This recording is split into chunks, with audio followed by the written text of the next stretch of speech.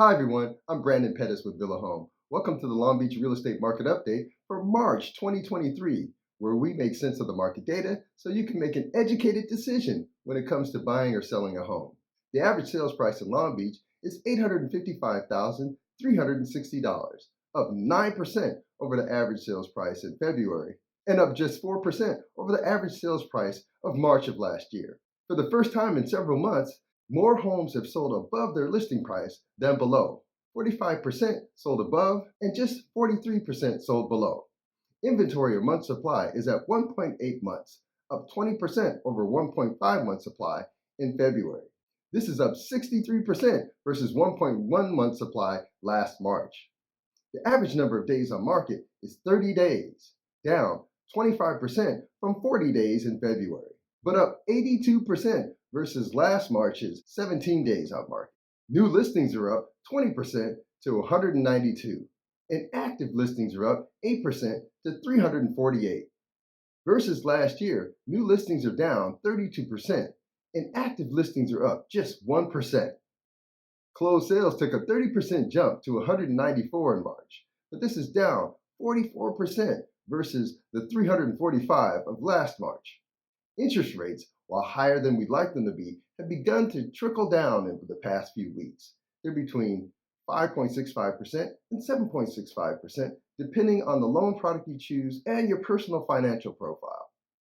This is a really challenging market for a lot of people. Both home prices and mortgage rates are higher than we'd like them to be. And despite what some of the headlines are saying, home prices aren't going to crash anytime soon. We're still in the seller's market, but I'm encouraging buyers to hang in there because the long-term benefits of home ownership outweigh some of the challenges that we're seeing today. So even though activity in the housing market has slowed from the frenzy that we saw over a year ago, today's low supply of homes still points to us being in a seller's market. But what does that really mean for you? It starts with the number of homes available for sale. The latest existing homes report from the National Association of Realtors shows that housing supply is extremely low.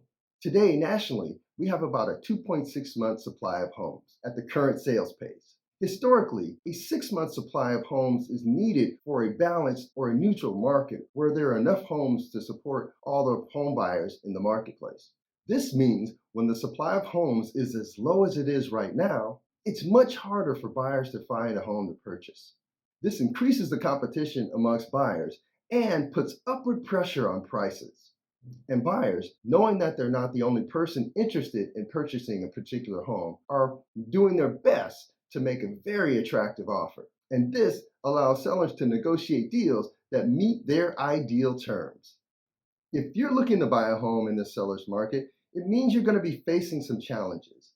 But keep in mind, there's still some benefits to being a buyer in today's market that give you good reason to stick with your search.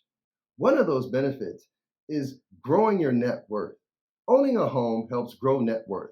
And because it takes time to grow wealth, it makes sense to get started as soon as possible, like even right now in today's market. If you keep renting and waiting to buy, you'll miss out on having those monthly housing payments go towards building equity and wealth.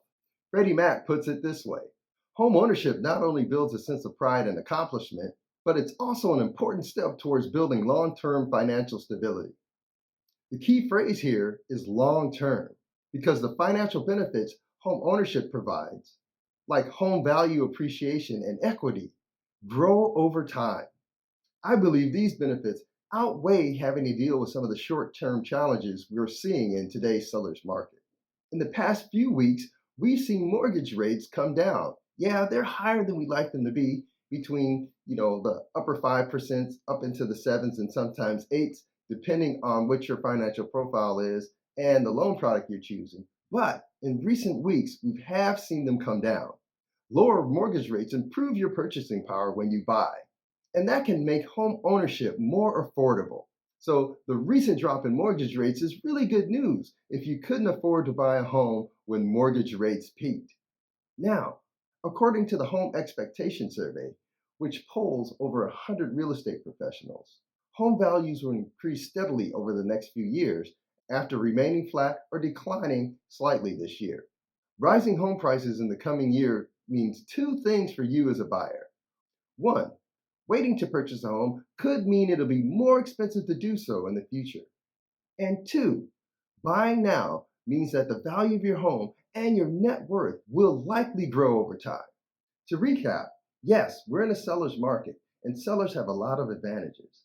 But if you're a buyer who can afford to purchase in today's market, I'd like you to consider some of the long term benefits that will outweigh some of the short term challenges that you may see in today's market.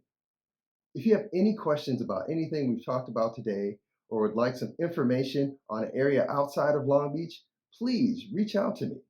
I'm Brandon Pettis with Villa Home. See you next month.